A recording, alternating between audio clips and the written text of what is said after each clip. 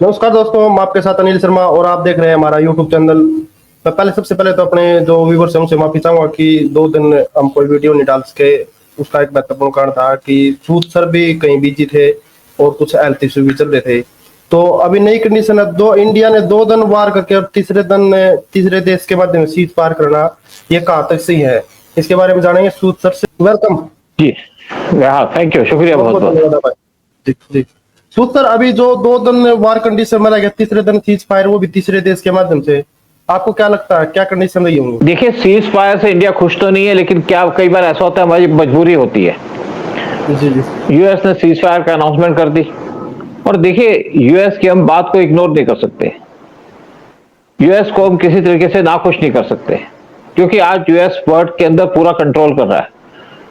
जिस तरीके से उसने रशिया के ऊपर यहाँ पे वार कराया, उक्रेन वार कराया, उक्रेन के साथ उनकी लड़ाई कराई और रशिया को जैसे बर्बाद कर दिया।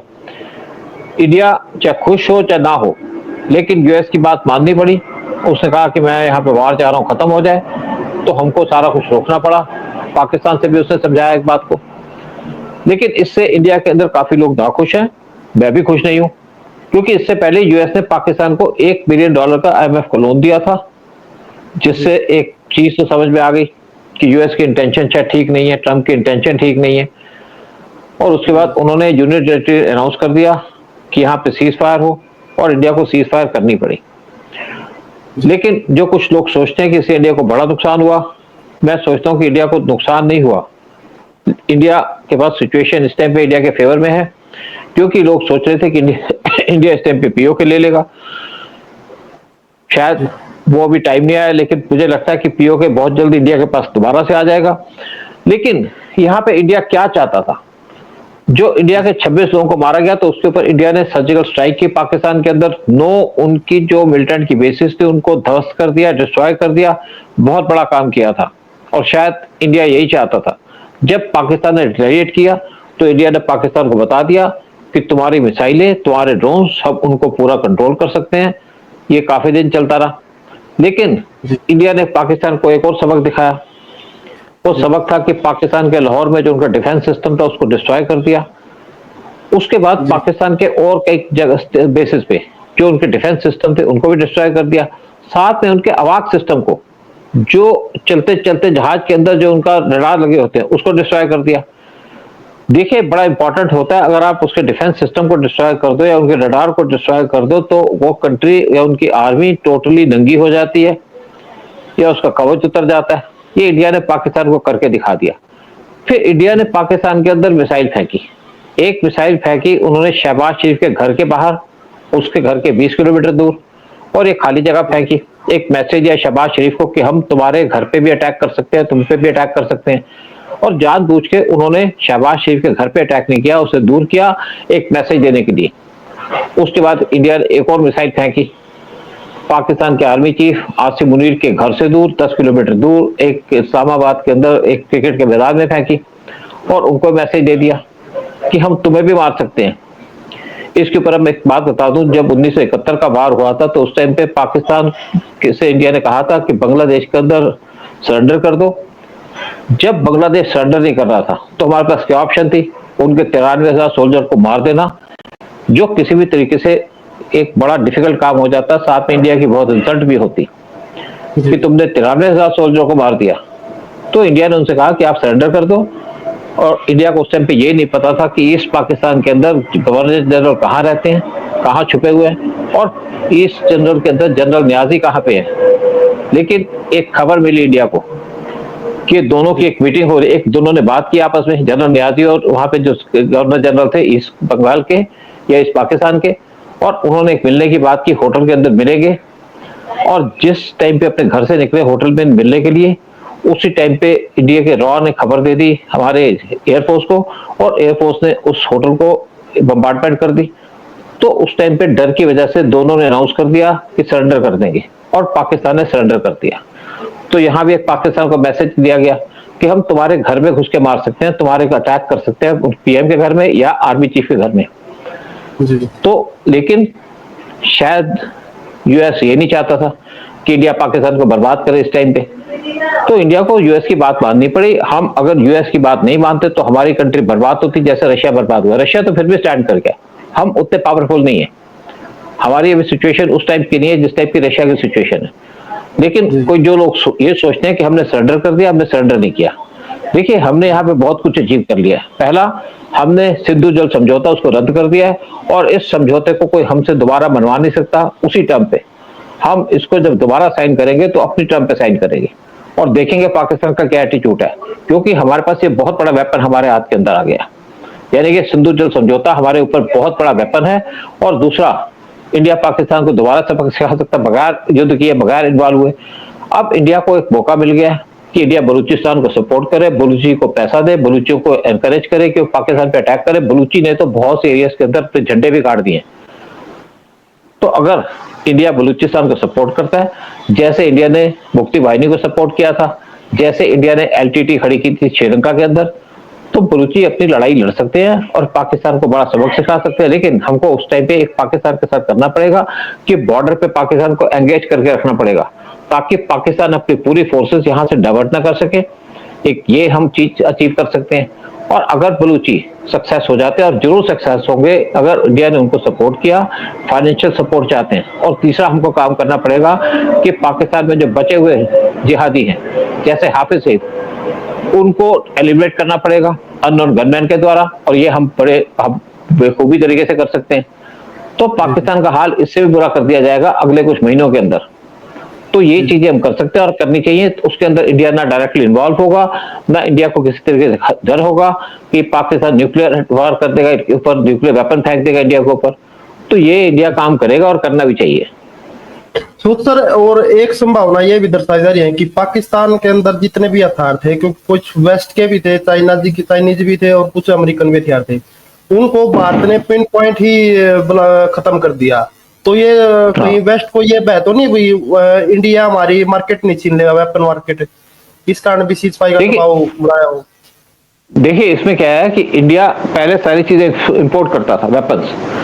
हम 90% वेपन इंपोर्ट करते थे, आज हम 60% वेपन खुद बना रहे हैं, और हमें थोड़ी सी चीजें चाहिए। देखिए, आज न्यूक्लियर सबमरीन भी इंडिया के अंदर बन रही है, हम यहाँ पे एयरक्राफ्ट कैरियर भी बना रहे हैं, तेजस भी बना रहे हैं। अगर हम यूएस को नाराज करते तो हमारे तेजस कहीं बाहर ही नहीं आते।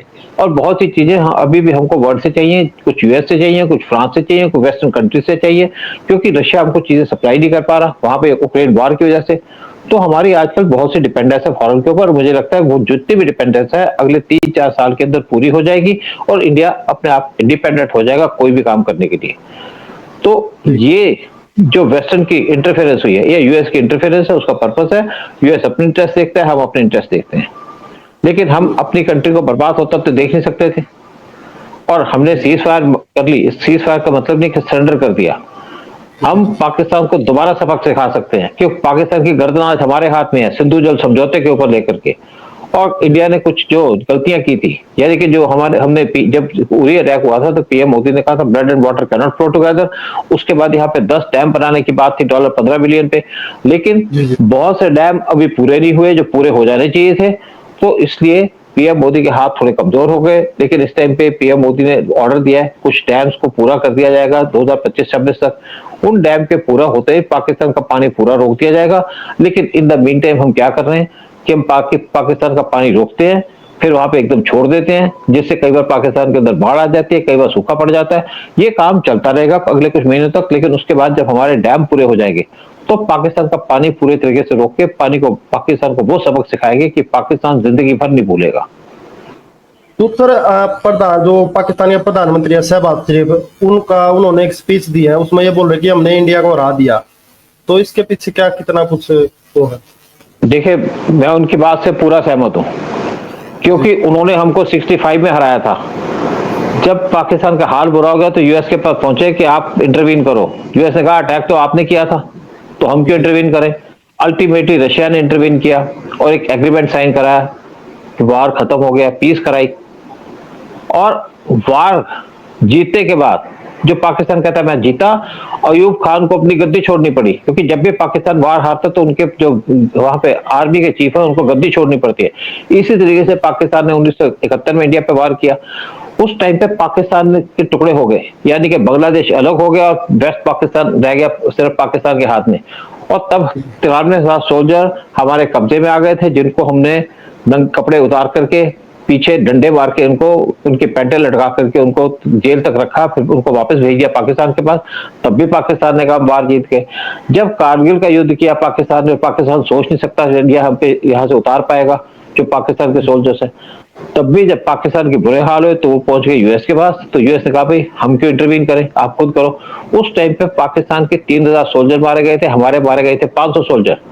तब भी पाकिस्तान वार जीत गया था। देखिए पाकिस्तान तो हारने के बाद वार जीतता है, ये पाकिस्तान का अपना एक अलग टाइप का प्रोपेगेंडा है। और ये कहते रहे कि वार जीत गए, भाई वार जीते तो यहाँ पे सीज फायर करने की क्या जरूरत है, क्यों भागे गए तुम अमेरिका के पास, क्यों हमें बचा लो हमें बचा लो। पाकिस्तान तो हमेशा जीतता रहेगा। और पाकिस्तान आज इसीलिए ताकतवर है, इसीलिए पाकिस्तान की इकोनॉमी इतनी अच्छी है। $8 बिलियन पड़े थे इनके पास। इकोनॉमी इसलिए अच्छी है कि पाकिस्तान इंडिया से वार जीतता रहा, तभी तो इनकी इकोनॉमी बढ़ी है भाई। पाकिस्तान यही हरकतें करता है, अपने लोगों को झूठ बोल बोल के उनको बरगलाता है। और पाकिस्तान के पास ना खाने की चीजें हैं, ना पीने की चीजें हैं, ना पाकिस्तान के पास राशन बचा है, ना पाकिस्तान के पास एमुनिशन बचा है। क्योंकि पाकिस्तान के पास 4 दिन का एमुनिशन था, जिसमें से 2 दिन का एमुनिशन खत्म हो गया था। पाकिस्तान 2 दिन हमारे सामने खड़ा हो सकता था, लेकिन तब भी इंडिया ने पाकिस्तान में ऑल आउट वार नहीं किया, कुछ इंटरनेशनल कमिटमेंट की वजह से। लेकिन पाकिस्तान जो मर्जी कहता रहे, पाकिस्तान की तो आते ही ऐसी हैं। शहबाज शरीफ तो जो मर्जी कहें, शहबाज शरीफ को तो ये भी नहीं पता था इंडिया और पाकिस्तान के बीच में चल क्या रहा। जैसे हमारे प्राइम मिनिस्टर अपनी मीटिंग कर रहे थे अपने लीडर्स के साथ, आर्मी के चीफ्स के साथ, एयरफोर्स और नेवी के चीफ्स के साथ, साथ में एनएसए के साथ, साथ में डिफेंस मिनिस्टर के साथ, साथ में कैबिनेट मीटिंग हो रही थी। लेकिन पाकिस्तान के तो पीएम को ये नहीं पता था कि वहां पे सिचुएशन क्या है बॉर्डर पे, और भागे भागे चले गए थे आईएसआई के चीफ के ऑफिस के अंदर। वहां जाके कहा भैया मुझे तो बता दो क्या हो रहा है, और पाकिस्तान वार जीत गया। पाकिस्तान तो जीता रहेगा हमेशा। सूद सर, आपको तो ध्यान ही होगा कि 1971 में सरेंडर से एक दिन पहले द डॉन में, डॉन का अखबार है उसमें न्यूज चल रही थी कि हम जीत ही रहे हैं, अगले दिन इन्होंने सरेंडर कर दिया। अच्छा, तो हम नहीं गए यूएस के पास, इस टाइम पाकिस्तान गया यूएस के पास, बचा लो हमें। और डोनाल्ड ट्रंप को शायद तरस आ गया इनके ऊपर। लेकिन पाकिस्तान ये वार के अंदर जो कुछ पाकिस्तान ने लूज किया है, पाकिस्तान को पता चल गया कि इंडिया का डिफेंस सिस्टम कितना मजबूत है। हमें भी पता चल गया कुछ हमारी कमियां हैं, जैसे हमने कुछ सामान खरीदना था खरीद नहीं पाए। देखिए पिछले 10 साल के अंदर हमने बहुत चीजें अचीव की हैं, अपनी डिफेंस फोर्सेस को बहुत स्ट्रॉन्ग किया हमने, लेकिन बहुत सा काम हमें करना था। मुझे लगता है कि हमारी गवर्नमेंट जो बचा हुआ काम है उसको 2-3 साल के अंदर पूरा करेगी, और 2-3 साल के अंदर पाकिस्तान का पानी भी रोकेगी, और पाकिस्तान को दोबारा सबक सिखाया जाएगा बगैर वार किए। और इस टाइम में पाकिस्तान को सबक सिखाया जाएगा बलूचिस्तान के रास्ते से, यानी कि पाकिस्तान के बैकयार्ड से। जी जी सूद सर, एक संभावना ये भी जताई जा रही है कि ये जो सीज फायर हुआ है ये पाकिस्तान के परमाणु बम पर हुआ है, कि यूएस से उनका इंटरवीन करके पाकिस्तान के परमाणु बम छीन लेगा। तो ये कहाँ तक संभव है, क्या पाकिस्तान के परमाणु बम छीन सकता है अमेरिका? देखिए अमेरिका छीन सकता है, अमेरिका चाहे तो कर सकता है। हो सकता है कि अमेरिका पाकिस्तान के परमाणु बम को छीनने की प्लानिंग कर रहा हो। अमेरिका ने बहुत साल से तैयारी कर रखी थी, पाकिस्तान, उसको हमेशा डर रहता पाकिस्तान से कि पाकिस्तान के परमाणु बम हो सकता है कि मिलिटेंट के हाथ में चले जाए, टेररिस्टों के हाथ में चले जाए, और इससे यूएस हमेशा चिंतित रहा। तो यूएस ने वैसे भी कहा था, जो बाइडेन तक ने कहा था कि Pakistan is the most dangerous country in the world, क्योंकि वहां पे न्यूक्लियर वेपन सेफ नहीं है। और फिर डोनाल्ड ट्रंप ने कहा था कि इस्लामिक कंट्रीज, जो जिहादी कंट्री है, उनके पास न्यूक्लियर बम होना ही नहीं चाहिए, तभी वो ईरान को न्यूक्लियर बम बनाने की परमिशन नहीं दे रहा। और इसी तरीके से उसकी नजर है पाकिस्तान के न्यूक्लियर बम्स के ऊपर, कि पाकिस्तान के न्यूक्लियर बम जितने जल्दी से जल्दी हो छीन ले। देखिए यहाँ पे क्या होता है कि आपकी जो इंटरनेशनल एटॉमिक एनर्जी कमीशन है, उनको लोग विजिट करते हैं, एग्जामिन करते हैं कि आपके जो न्यूक्लियर इंस्टॉलेशन है वहां पे क्या हो रहा है। उनको सारी लोकेशन पता है कि आपने अपने न्यूक्लियर बम को कहाँ छुपाया। तो पाकिस्तान के न्यूक्लियर बम हो सकता है अमेरिका छीनना चाहता हो, फिर उसके बाद पाकिस्तान को सबक सिखाए। जी जी सूद सर, एक और डेवलपमेंट हुई है सीज फायर के बाद, तुरंत बाद ही चाइना से एक स्टेटमेंट आई है कि हम पाकिस्तान के साथ खड़े हुए हैं। उधर ऑस्ट्रेलिया और जो क्वाड के सदस्य हैं, तो दो देशों ने भारत के पक्ष में बयान दिया है, अगर चाइना इस युद्ध में आता है तो हम भारत के साथ खड़े होंगे। तो चाइना सीज फायर के बाद ही क्यों आया, बीच में क्यों नहीं इतना वो किया उन्होंने? देखिए कोई किसी के युद्ध में नहीं आता जी, और आज अगर युद्ध हुआ है इंडिया और पाकिस्तान का, तो आसिम मुनीर को जो एनकरेज किया है, उसको जो उन्होंने वॉर के लिए तैयारी की है, वो चाइना का पीछे हाथ है डायरेक्ट।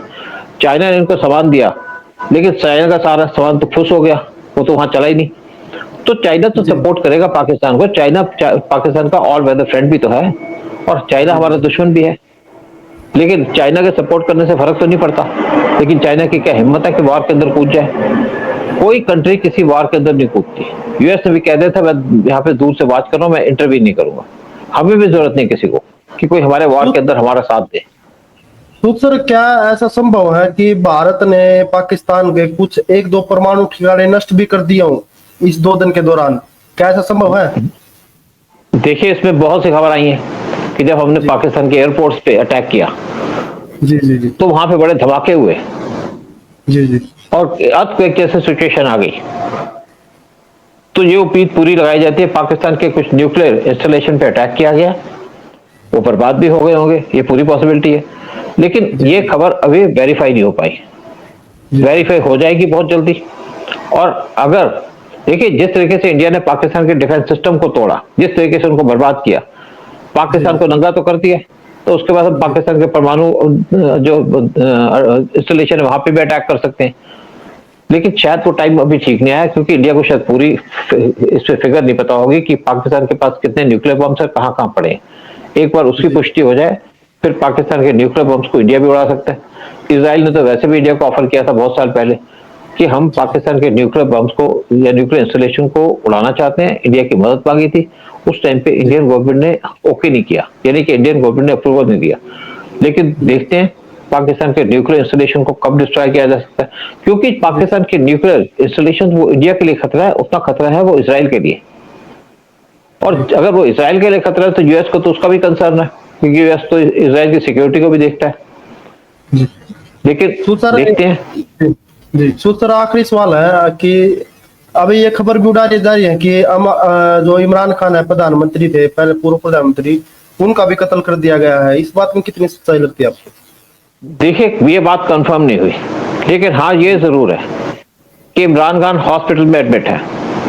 जी। और जिस तरीके से उनके साथ अत्याचार किया है, मतलब पाकिस्तान से खबर आ रही है कि इमरान खान से गलत तरीके से सेक्स किया गया। बड़े अफसोस की बात है। जी, पूर्व प्रधान, जिसकी वजह से उनकी ब्लीडिंग आ गई, प्राइवेट पार्ट से ब्लीडिंग होनी शुरू हो गई। ये पहले भी खबर थी।